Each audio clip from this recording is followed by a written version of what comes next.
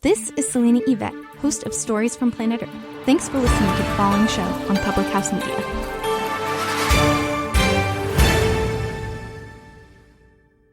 Disarming disability.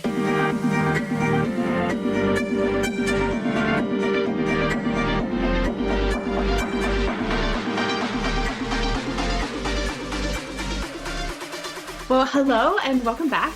We are really excited to really sort of process the last three speakers that we had. We just have concluded the medical model. So we heard from Sally Martins, who's a nurse practitioner and is working on her PhD work in really looking at peer relationships scores that kids with visible differences are having and sort of how those relationship scores change throughout their lives. Then we spoke with Dr. James, who is a orthopedic hand surgeon, who has really been a tremendous and really foundational leader in pediatric hand surgery. And then we spoke with myself, who just completed my doctorate project in occupational therapy and sort of shared a parent resource that I did for my thesis project and sort of just shared what occupational therapy is. And so now it's really the time to sort of process what these three specific roles have within healthcare, but then larger just what medicine is looking like today.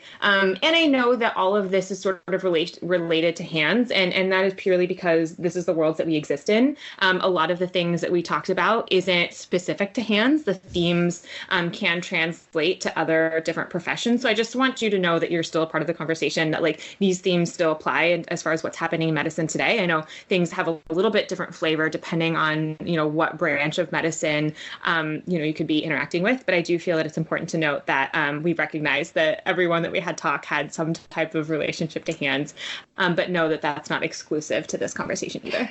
Real. I mean, I feel like when we were talking about guests to have, like, we wanted the most expert of the experts that we could have. And yeah, because of the world that we're in, I mean, like Dr. James is it when it comes to our community and when it comes to hand surgeries. So to nab her specifically, of course, is such an honor. And yeah, again, that comes back to the fact that that's our experience. And we always want, like Sarah said, to acknowledge that.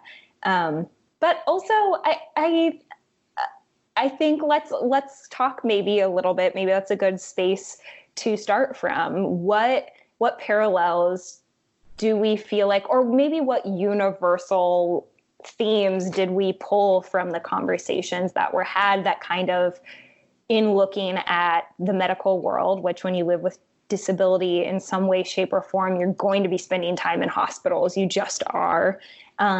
What universal kind of themes did you latch onto in our conversation, Sarah? Dr. Sarah, expert Sarah. Oh, okay. I was really thankful to hear that because I know that when we sort of talk about the medical model, there is this that it's sort of like the medical model or the social model or, these different models of understanding disability to a point where they really clash. And I feel like there's almost this crusade against the medical model and the don't think that we're broken. Don't try to fix us with your microscopes or whatever.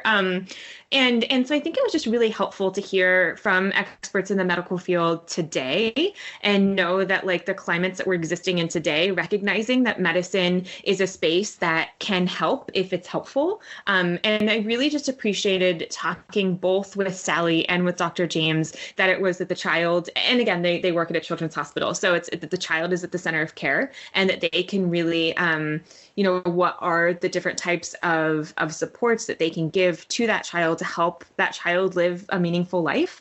And that could be a whole variety of answers and that medicine can help provide a different variety of answers. But it doesn't need to, it doesn't have to be an end all be all. It doesn't have to be okay, because you were born with this condition, you have to have this thing and that's it. And I really feel that hearing from the medical model that is almost sort of a different perspective than maybe what the medical model used to be, or maybe how we viewed sort of doctors and surgeons and things like that in the past. But I feel like present day, there's a lot more of who is the person and how can we really help the person do the things that they need to do, and are there supports that can be accessed in medicine and whether that's like, traditional medicine or like therapies or different types of supports or interventions that can really help the person do what they want to do, which I feel like kind of helps shift that in my head.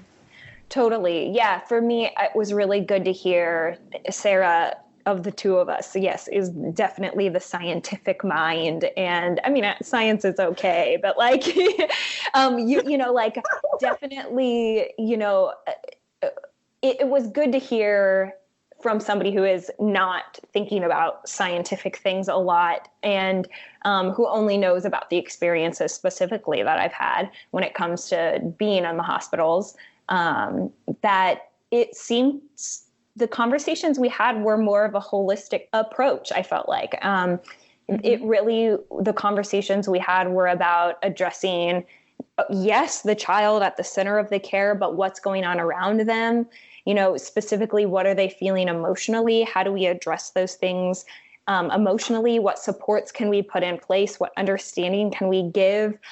And I think that is the step that when the medical model is talked about in a negative way, I think that's the step that's missing, is just like there's more to a person than just, like put bone back together, person walk outside, person better, there's just so much more complexities happening. And I feel like in all three episodes, that's what we were talking about, is just like holistically how it's so much more complicated, and that's okay. Which I thought was really, really cool. And and I would like to think that that is mirrored in all of the kind of doctoring that is happening in the 21st century now. I would love to believe that to be true. Yeah. And I know that is a huge part of occupational therapy, right? I took, 2.5 years of textbook classrooms where we spoke a lot about who is the person, what are the barriers that this person is facing, like how is this, not only like who is the person, but we talk about one of the big parts of occupational therapy, you could look into the PEO model. So we're looking at who the person is, like what are the features of the person, what are their personalities, what are the different parts of their body that maybe are working or not working or whatever, like those types of things. Then we're looking at the environment that they're existing in. And the environment is both like the physical environment, it's a social environment, and then also you can extend it to like temporal. So like, where is this person at that stage in their life? Because things that this person needs at 8 are different than the things that this person needs at 25. Are different than the things that this person needs at 60, right? So it's like looking at that temporal context as well. And then looking at the occupation that they want to do, right? So like, children, their main occupation is play and play exploration. And then, we sort of assume that adults are doing more like self-care tasks and maybe engaging in different types of employment, or maybe finding relationships or sort of like building that self. And then when we're older, roles and occupations change a little bit. So we sort of like look at that model, and so much stressed within occupational therapy is not the diagnosis, because they're like everybody who has a T3 spinal cord injury is a different person. They are all different people. They all have unique challenges. Like, and not every T3 spinal cord injury is the same. Sometimes it's a complete, sometimes it's partial. Sometimes people are able to get function back faster than others, or like everything is so unique and so specific that we didn't talk about diagnoses a lot, almost to the point of frustration to some of us, because we're like, we just need to know more about Alzheimer's disease, because we think that would really help our ability to care and really go through different things with the different people that we work with. But really, like, that part of it doesn't matter. Like, yes, it adds a little bit. And of course, like, knowing how neurons work is important, but it's not like, okay, so when we have this type of injury, then we provide this type of care. Like, it really is, how do we look at this whole person? What are the barriers that this person is facing, and how can we help them?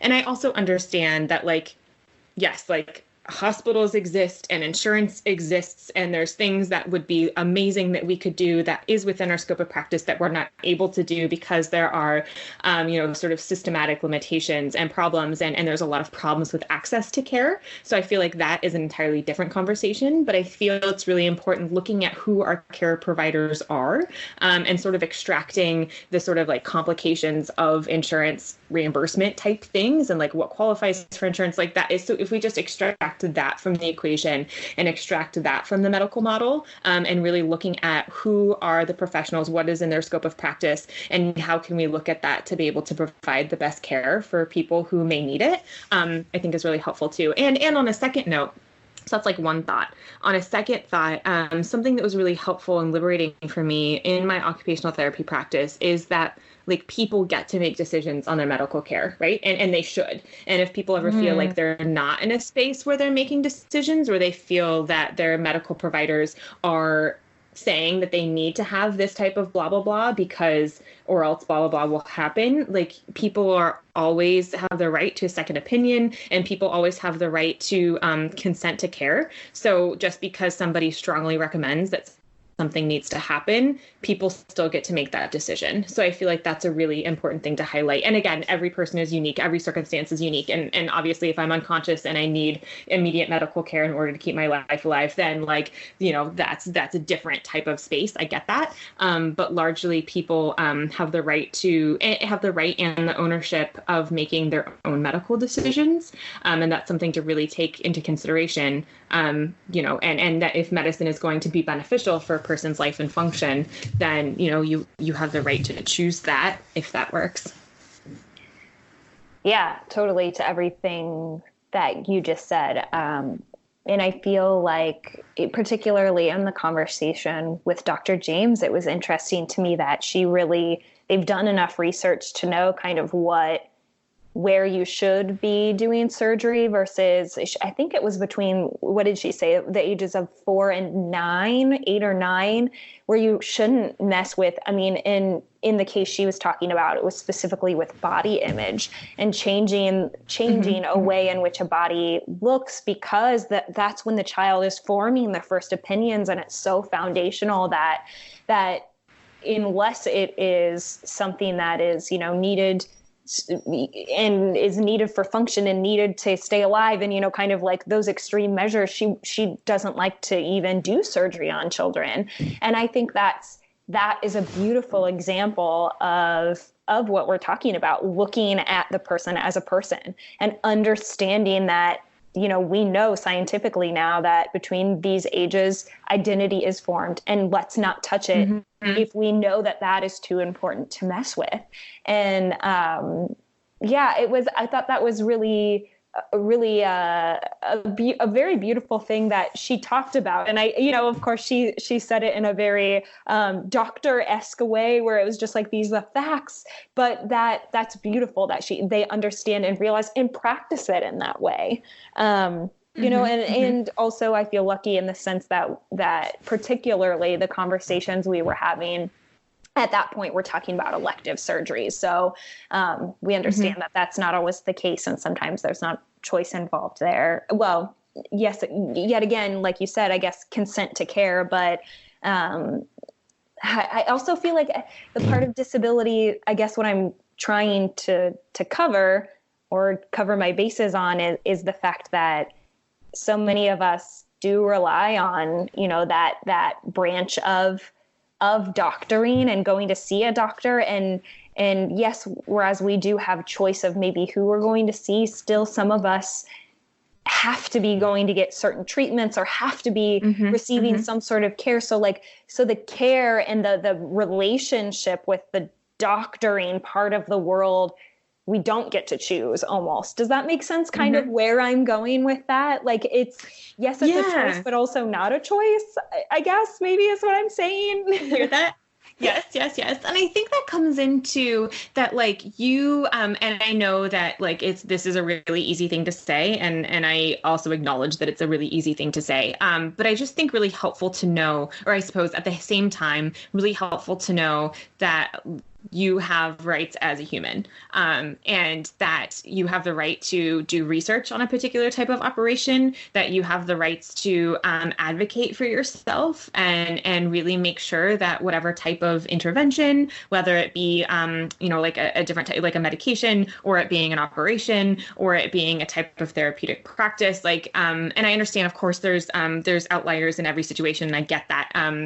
And I know that every circumstance and situation is different. And I know that a lot of people don't have the most positive experiences with the healthcare system. I totally acknowledge that and own that. I'm not trying to gloss over that by any means. And I think knowing that you do have choice and or just trying to exercise the type of choice you have, and being able to research, whether you are able to yourself or the people that are here supporting you can research what type of intervention is, and really sort of keep up those protocols, if that makes sense, and really ask and write notes, and you can ask healthcare providers questions, and you can make notes on things that they say, and sometimes if healthcare providers, if you're seeing multiple of them, they may say things that seem contradictory. So you can really ask those specific questions like, okay, well, I heard this from this person. I just want to make sure that that's also following up in this care too. And I know that puts a lot of pressure on a person navigating the healthcare system in that sense too. And I share this in that last summer I had a hernia. So I had to have a hernia operation. And I was offered 2 different surgical interventions for that. And it was really interesting, like me being in the healthcare, and how I needed to advocate for myself in that space too. And even just finding out how long the operations are going to be, what the recovery period's like, what type of medications I will be on. And those are things I had hoped that my healthcare provider would have just given to me, but he didn't. So these are things that I had to ask on my own, and it was very frustrating. Yeah.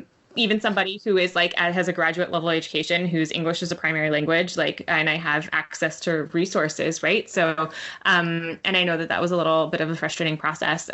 But even with that, like I still was able to ask the questions and have them answered. And I hope that people feel empowered to do that as they are navigating their care, and that medicine in its like best form is to help provide, to help provide access to our lives in its best form. It's here to help allow us to, or help be the bridge to have us engage in the things that we want to and need to do throughout our lives, right? Like that is sort of like the role, the like best the space. What is the right words I'm trying to say? That's like in its purest form. In like its that's ideal what form. In its ideal form, yeah. In its ideal form, that's what our medical professionals are here. Well, I think you knocked the nail on the head when you were talking about it can be overwhelming to understand or know what your options are, right? Like I am somebody who absolutely feels that way. And it takes time and it takes energy. And I think that's kind of a reoccurring theme within the disability experience is that because we're adapting and doing things in a little bit of a different way, it takes so much emotional time and so much emotional energy and so much literal time and literal energy to become the experts in all of these different spaces, right? How do I become an expert truly in the way in which the world is treating me and what microaggressions mean, and how do I deal with these scripts of conversations that I'm constantly having with people in my everyday life, right? These are things that nobody really is bringing us those answers. And I feel like the medical world is its own silo of that form of energy that you have to almost like drink your Red Bull and be like, okay, let's go. I have like worked my way up into understanding that this is going to take time. This is going to take energy.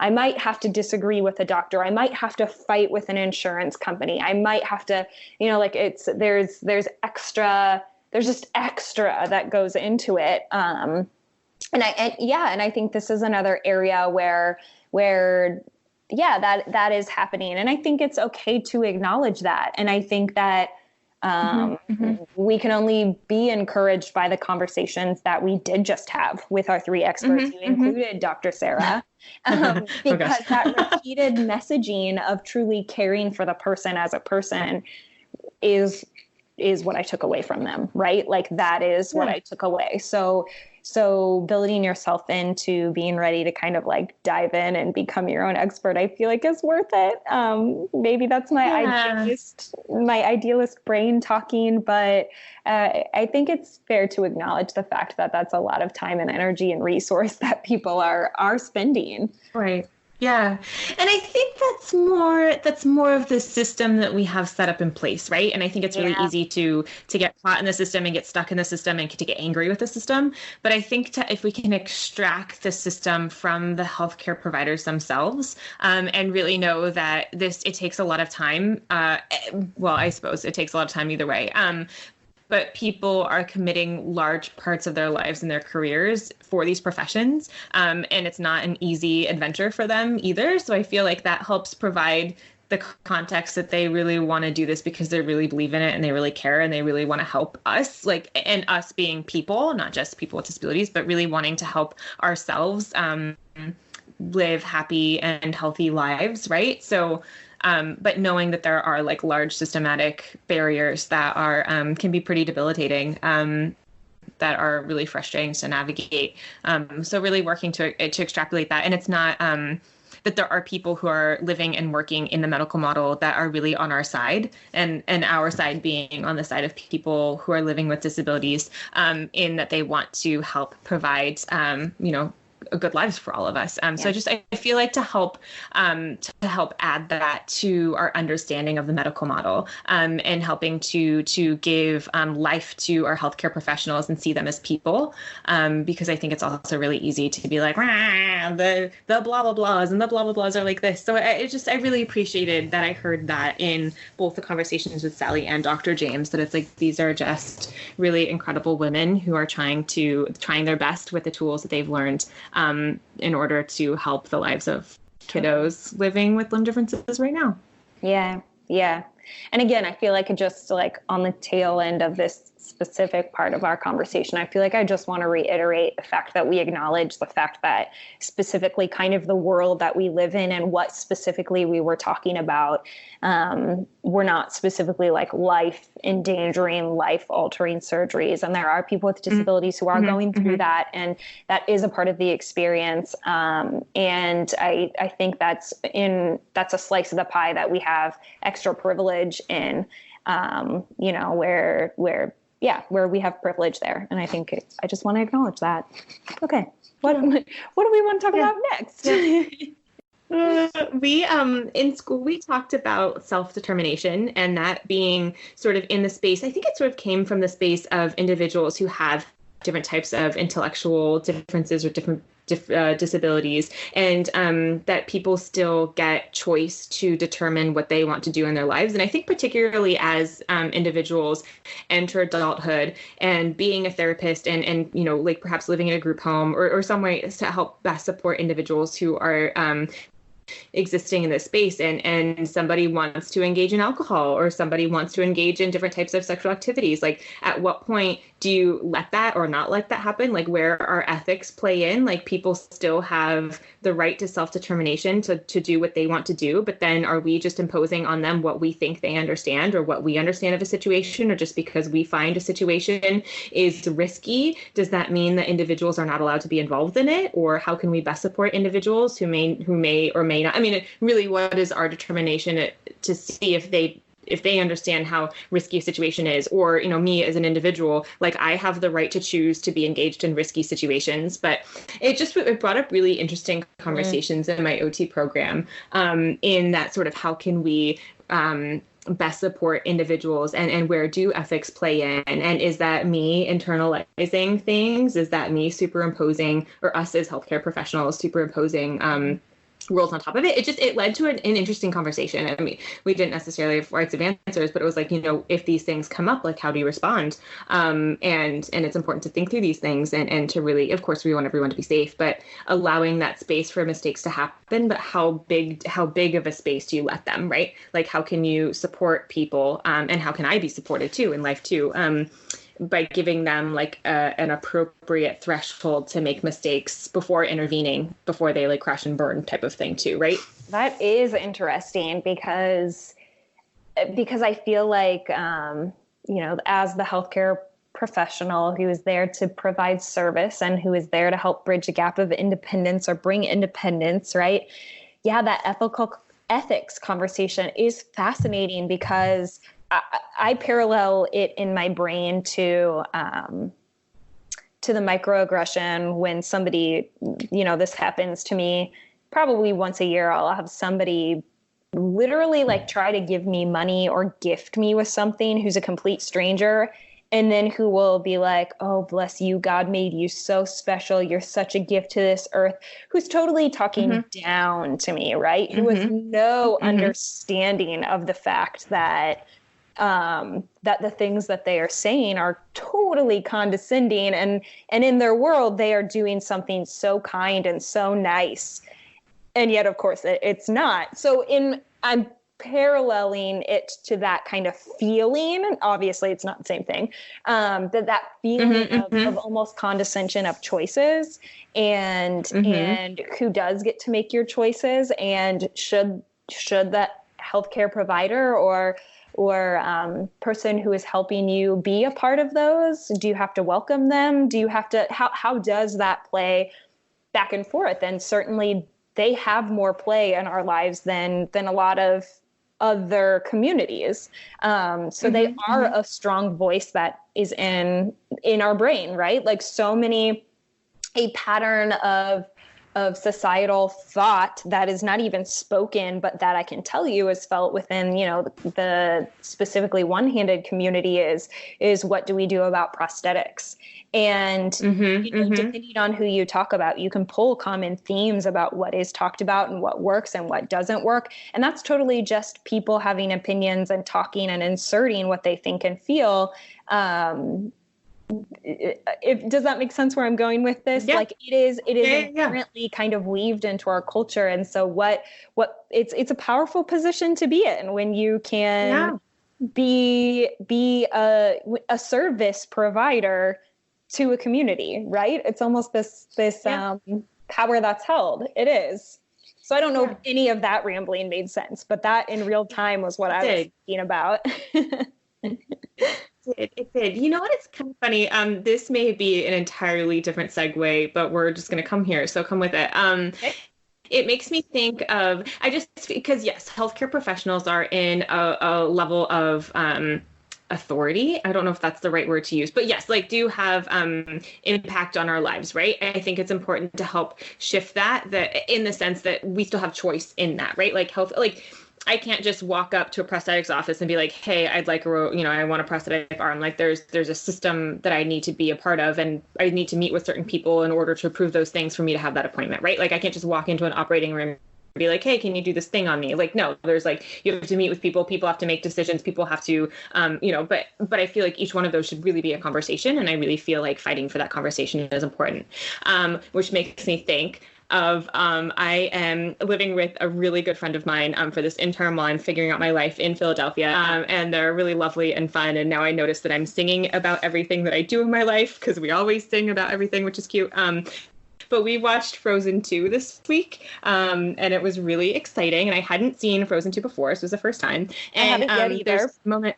Okay, great. So I'm not going to ruin it for you, but there's this moment where Anna is out adventuring, doing the things that Anna is doing. She has a plan. She's facing some barriers in the plan that she's trying to do. She's not able to do it on her own. She ends up being sort of swept up off of this thing from Kristoff, right? And there's sort of traditional, male, female roles in Disney, sort of there's this damsel in distress, and then the prince comes in and saves them, and then everything's great. But here, Kristoff picks her up, puts her on their horse, which is named somebody that I forget, so don't judge me on that. But so Sven, is that what the horse's name is, or the reindeer? What is it? It's a reindeer. Yes. Yeah, it's a reindeer. Oh God, I was like, horses numeric with Sven. I was like, maybe it's Steven. I don't know. Anyway, okay. So he scoops up Anna, puts her on Sven, and he says, "I'm here. What do you need?" And I feel like that's what the medical professional is here, is sort of I see that there's these things that you need to do in your life. And I see, whatever, there's these barriers this person is facing. There's these things that this person needs to be able to do. And the medical role in that space of authority and power, if you will, they're able to have the resources to pick up that person, and sort of put them on their, but then be able to ask, I'm here, what do you need? Versus okay, I see what's happening. I think that the best thing to do is X, Y, and Z. You clearly haven't done the right things, or else you wouldn't be in the space of disaster, right? Because there's two different ways that conversation could happen. And I feel like the conversations that we're having with Sally and with Dr. James, and I like to think with myself too, was sort of that way of like, okay, like here are the tools that I have, here are the resources that I can provide you access to, like what do you need to do and how can we best support you? And maybe this needs to be a mutual thing. Like maybe like what independence looks like for us is sort of being in this together in a sense, and together could be having this ongoing relationship with multiple healthcare professionals, and even, healthcare workers in the sense of, if we want to include like aides and whatever rehab and caregivers and things like that in that space too. But that I think I just really loved that imagery of like, okay, like here I am, I'm here to help give these resources, and I can be extra layers of supports. Like, what do you need and how can we help you get there? And I just really like that. I mean, I feel like that's the cherry on top of the conversation. Yeah. I think that's beautiful. And I'm thankful that the people that we talk to, I feel like really understand that. And, and it's good to be reminded that, again, the healthcare providers are there to be a resource to us. And even I think about how we were talking about them being translators, right? Especially with kids are coming in and speaking and they're verbalizing lots of things, but maybe there's a meaning behind what they're saying. Maybe, they're asking for a Barbie hand, a prosthetic that doesn't move or doesn't do anything functional well. Maybe it's a time in their life when it's extra emotion, and they're trying to navigate actually socially what it means and trying to blend more and, like actually translating what those kids need and having the tools to be able to help them when they're in those moments. I think that's great. And I'm so thankful. Again, if you want to check out the conversations that we were talking about, all about the medical model, you can check out our website with links and resources to all of the guests that we had and all the conversations that we had together. They were amazing. Please go back and listen if you didn't. And anything else you want to wrap up with, Sarah, Dr. Sarah, expert Sarah? Oh, check out nursing, check out being surgeon. Like, healthcare is somewhere that you want to be. Like, find ways that you can. And if that's something that's interesting for you, that there are ways that you can be a healthcare provider, regardless of what difference or disability looks like, which I think is really important too. Huzzah! Cool. Yeah. We'll see you next week, same time, same place, where we will have amazing conversations. We can't wait for you to join us, and always make sure you're disarming disability. Thank you for spending part of your day with us. We want to give thanks to our network, Public House Media, for our intro beats to Jason Bartz with Cybernetics. Our logo art, we want to remember Patrice. You can find his work at normalpersons.com. Be sure to follow Disarming Disability on Facebook and Instagram. And lastly, be sure to check out our website, disarmingdisability.com, where you can find all 13 episodes of Season 1, links to resources, transcriptions, and discussion questions for each episode. And check out our blog where we feature amazing disability advocates. See you next week.